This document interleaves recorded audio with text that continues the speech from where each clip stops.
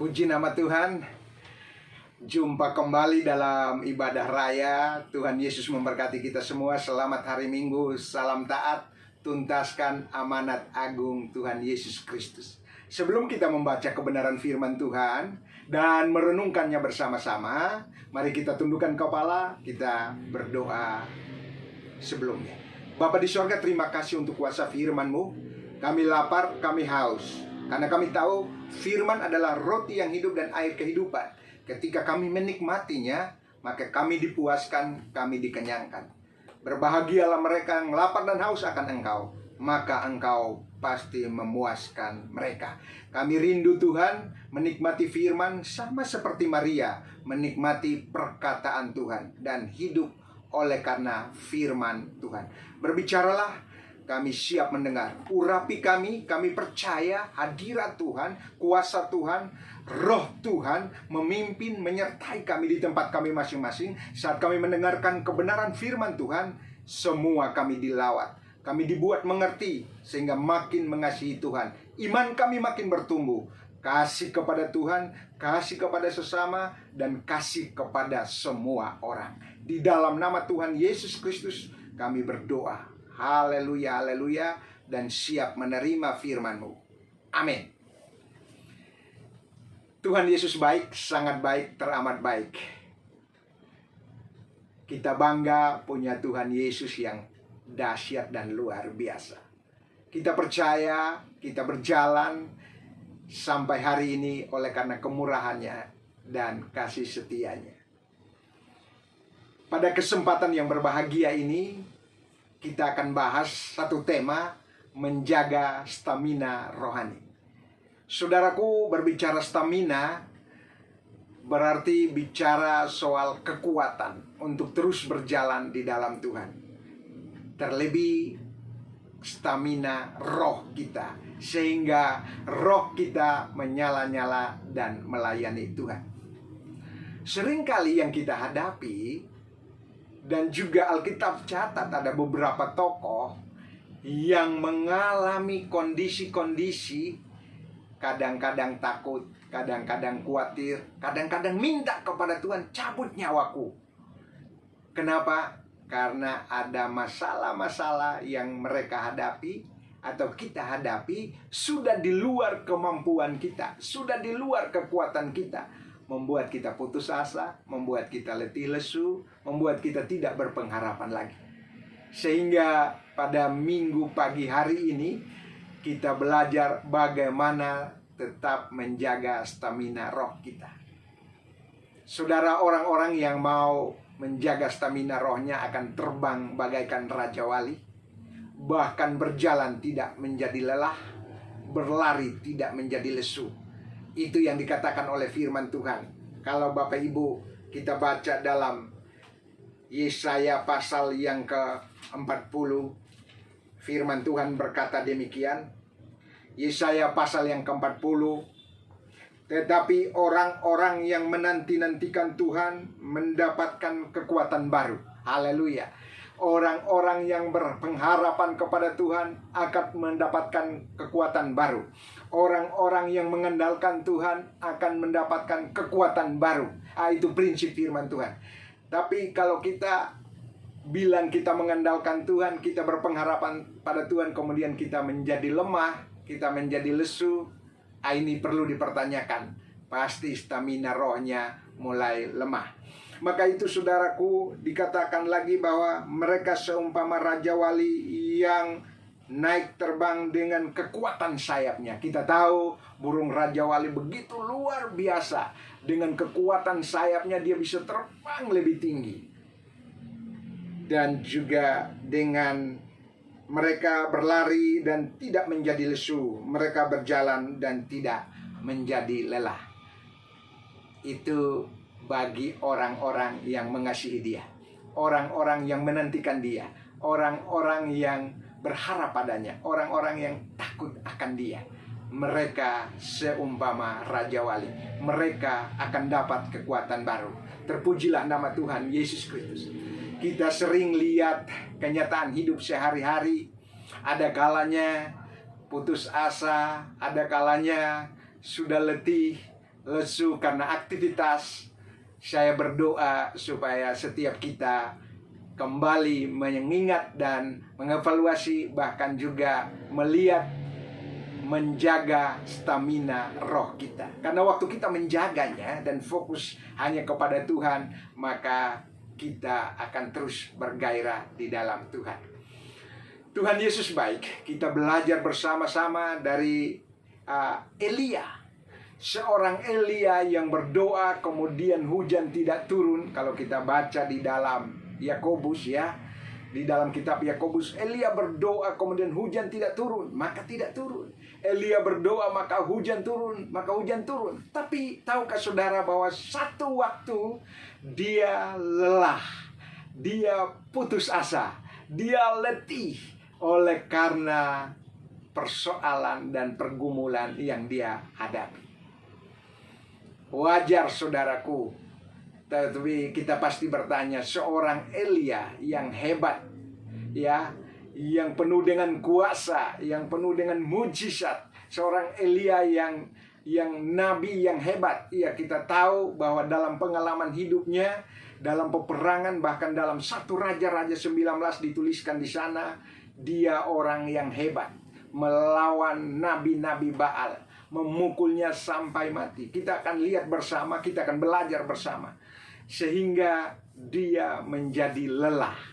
Tetapi saya percaya apapun kelelahan kita, apapun yang membuat kita putus asa, apapun yang membuat kita hilang pengharapan, harus tetap menjaga stamina roh. Bagaimana caranya? Tentu kita belajar dari seorang nabi yang namanya Nabi Elia, yang Alkitab catat dengan jelas bagaimana dia harus merespon akan Tuhan, dia harus kembali bertemu dengan Tuhan, dia harus bangkit kembali dari keputusasaannya, walaupun dia sempat berdoa bahwa ambil nyawaku.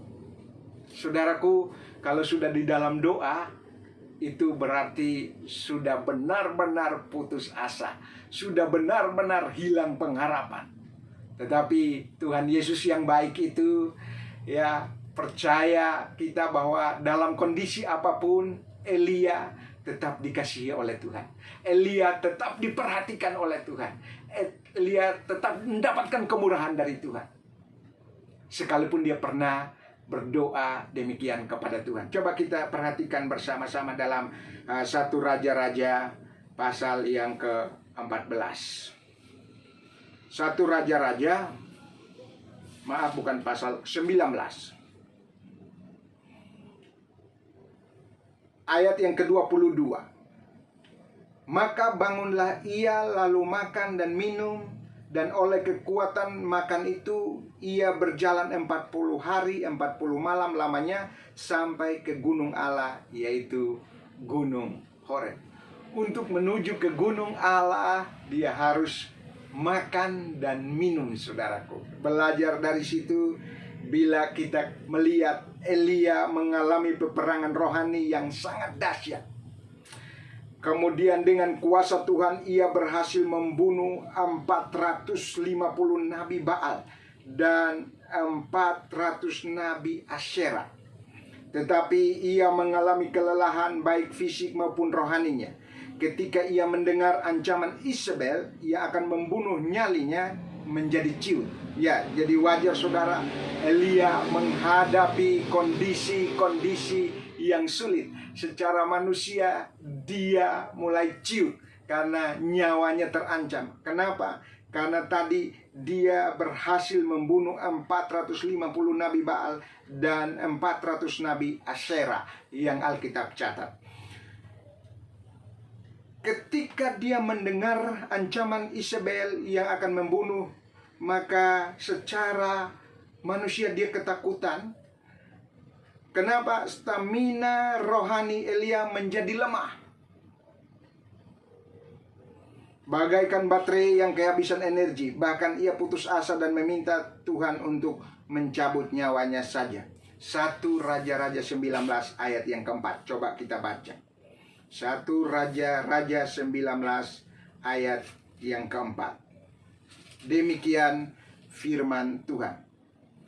Tetapi ia sendiri masuk ke padang gurun sehari perjalanan jauhnya, lalu duduk di bawah sebuah pohon arar. Kemudian ia ingin mati. Katanya, cukuplah itu. Sekarang ya Tuhan, ambillah nyawaku, sebab aku ini tidak lebih baik daripada nenek moyangku. Bapak Ibu, seorang nabi yang hebat sampai putus asa minta kepada Tuhan untuk mencabut nyawanya. Lebih baik aku mati. Ya, bahkan juga dia bilang, cabut nyawaku.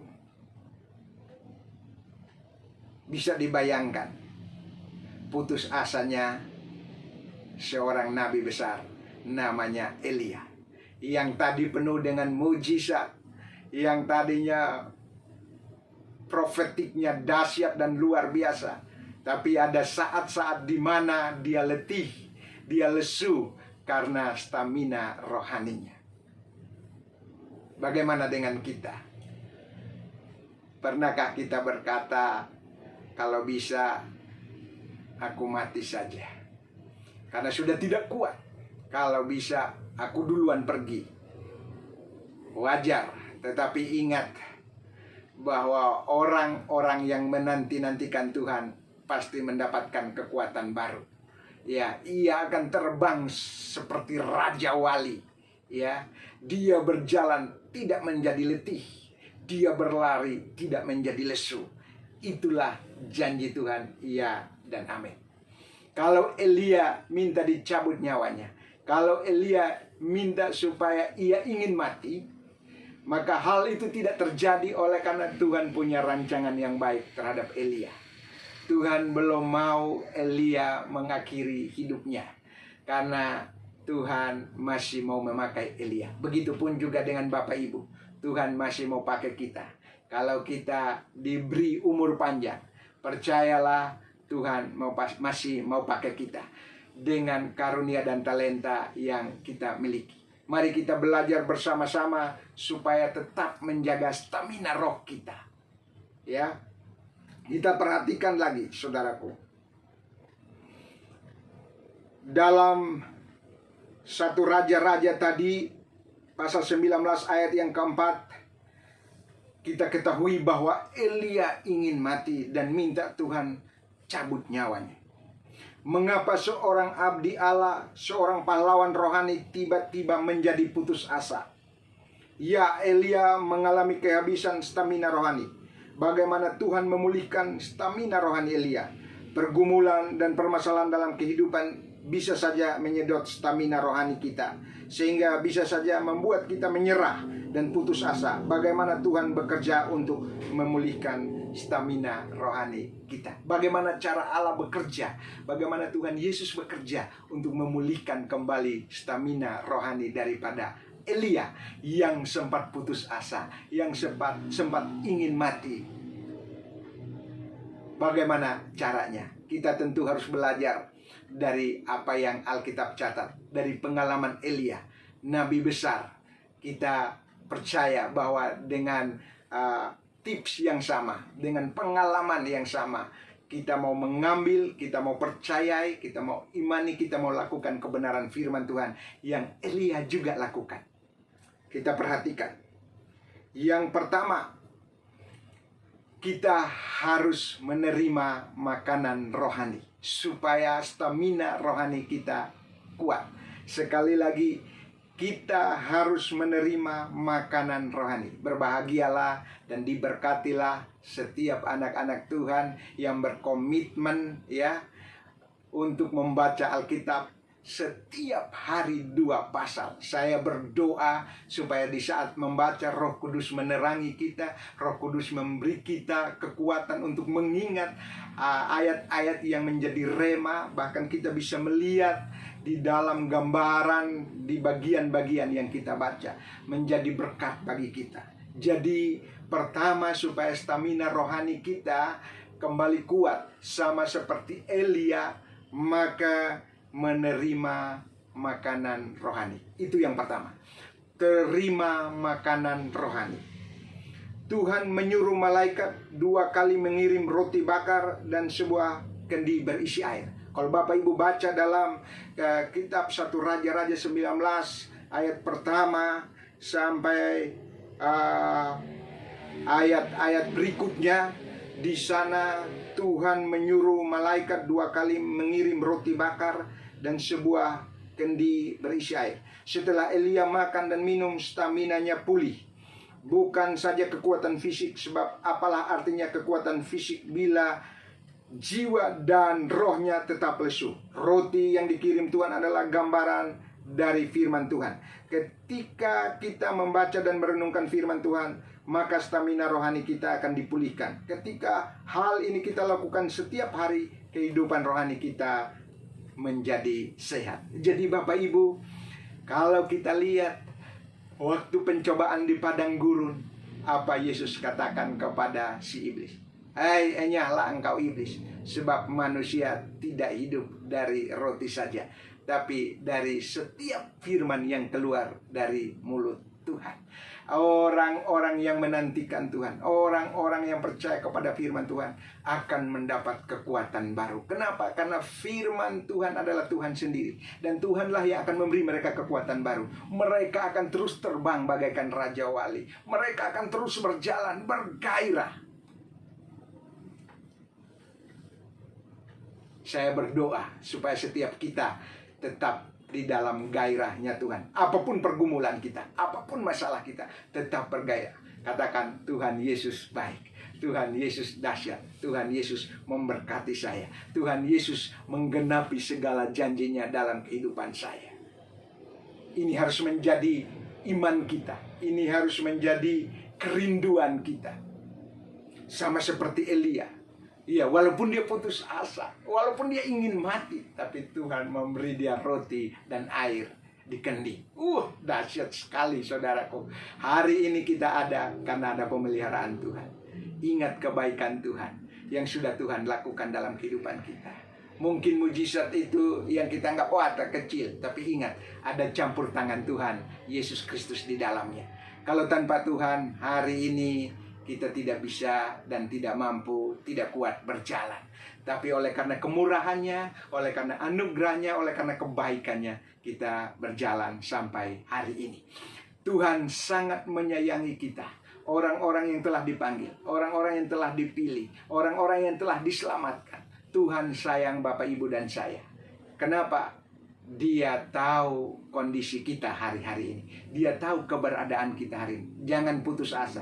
Wajar kalau satu waktu dan waktu-waktu yang lalu kita berdoa supaya Tuhan, kalau bisa aku duluan mati. Tuhan, kalau bisa aku tidak kuat lagi, cabut nyawaku. Atau kita sudah tidak fokus lagi kepada Tuhan. Saatnya kita dengar, datanglah kepada Tuhan Yesus Kristus. Milikilah dan terimalah makanan rohani tiap hari. Renungkan firman, karena firman yang dapat menolong kita. Waktu saya merenungkan Yesaya 40 ayat yang ke 13, Yesaya 40 ayat yang ke-30, di sana dikatakan orang-orang yang menantikan Tuhan akan mendapatkan kekuatan baru. Saya merasakan ada kekuatan baru, ada keyakinan yang kuat, dan saya juga percaya Tuhan akan membawa kita terbang bagai Raja Wali. Artinya kekuatan kita akan makin bertambah, melewati setiap persoalan bersama dengan Tuhan, melewati pergumulan bersama dengan Tuhan, terus berjalan tidak menjadi lelah. Artinya kita juga punya kekuatan untuk tetap berjalan memberitakan Injil. Tuhan Yesus baik. Tuhan Yesus baik.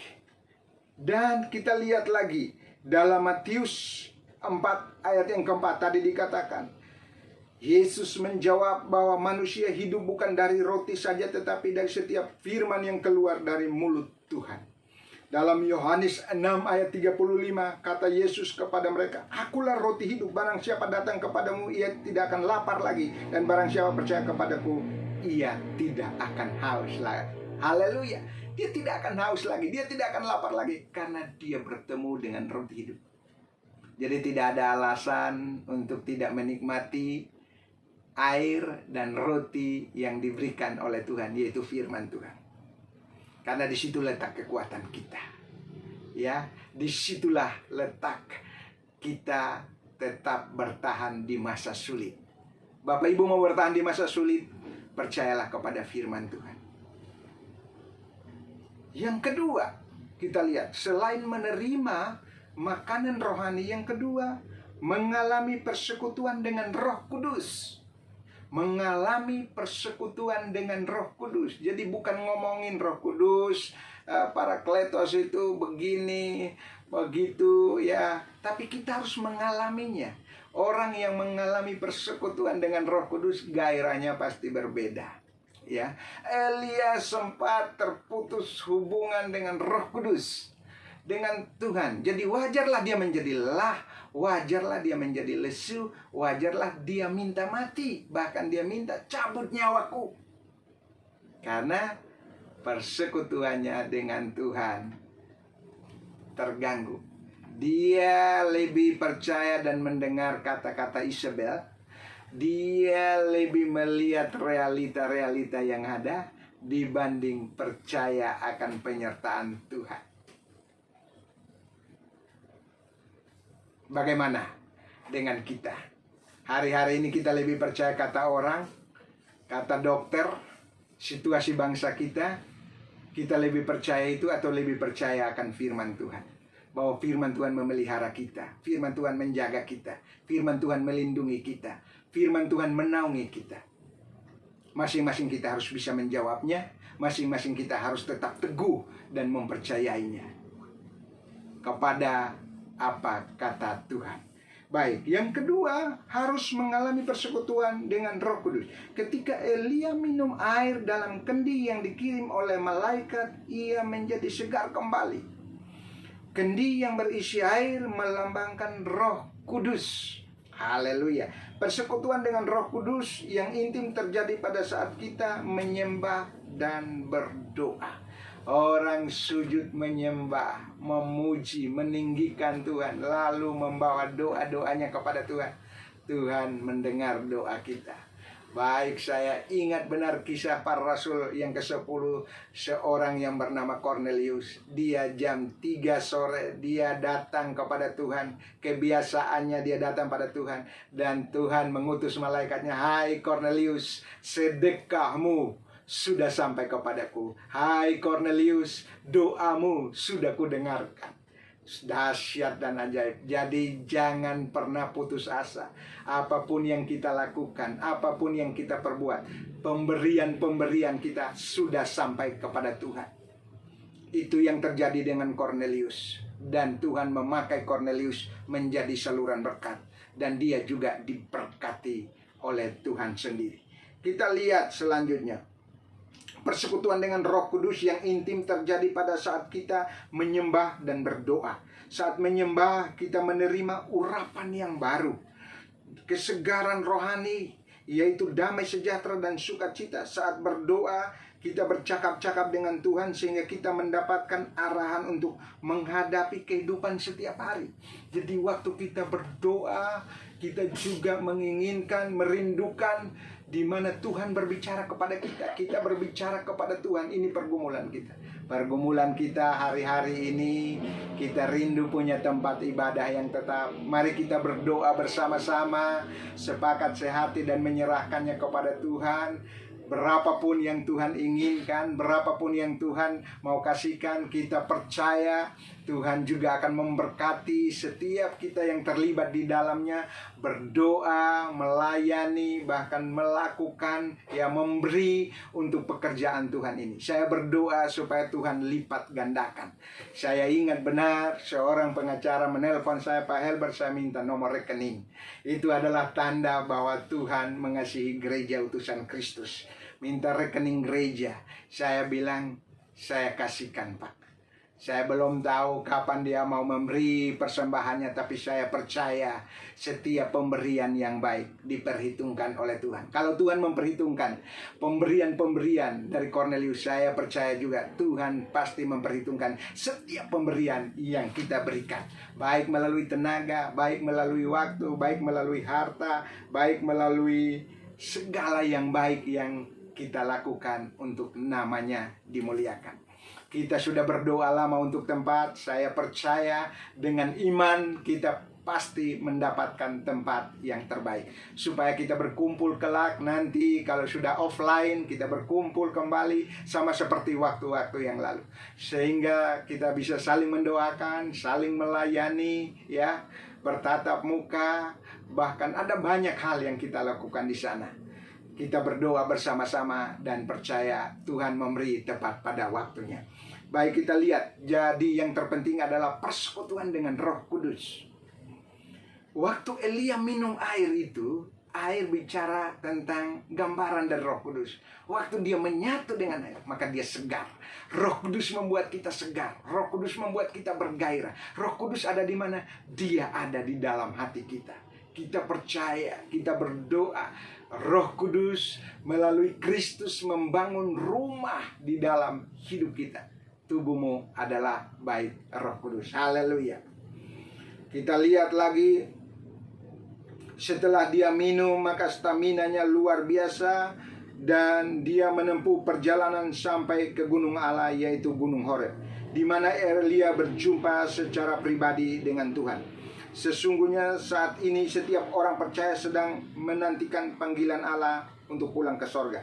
Hanya saat kita tidak tahu kapan waktu. Ada yang tinggal sebentar lagi dan ada yang masih lama, tergantung kehendak Bapa di sorga.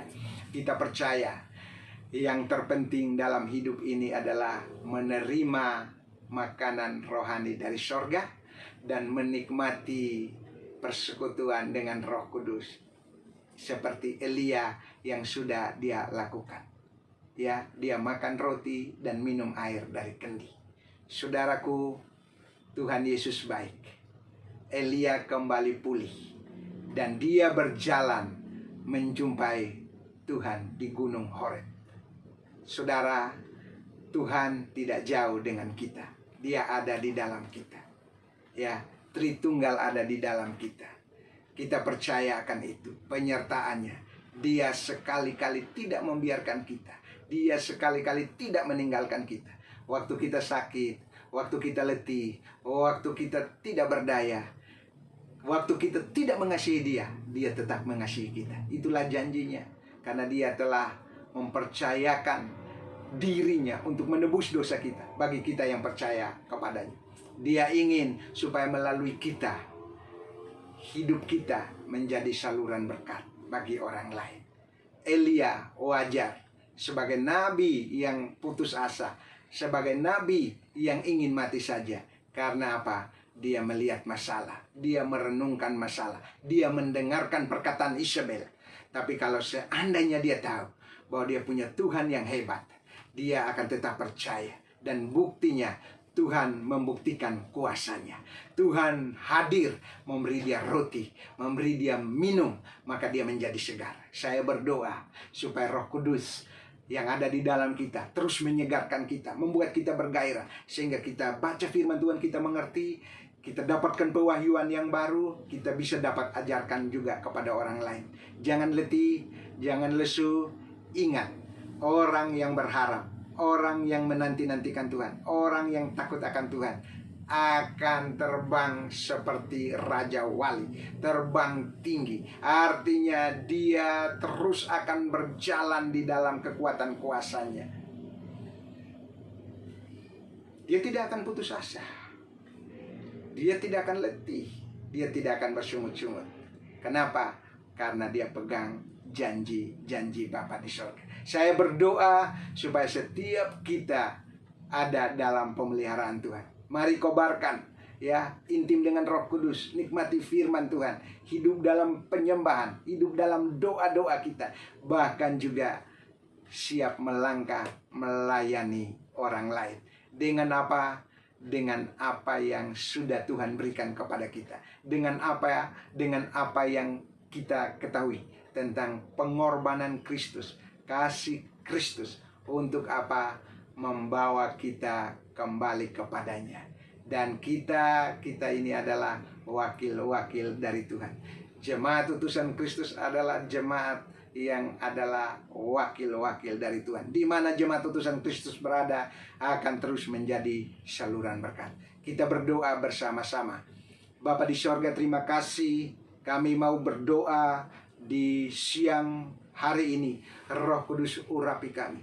Roh Kudus urapi kami. Kami rindu Tuhan terus menjaga stamina roh kami. Kami tahu bahwa suplai datang daripada Tuhan, yaitu roti yang hidup.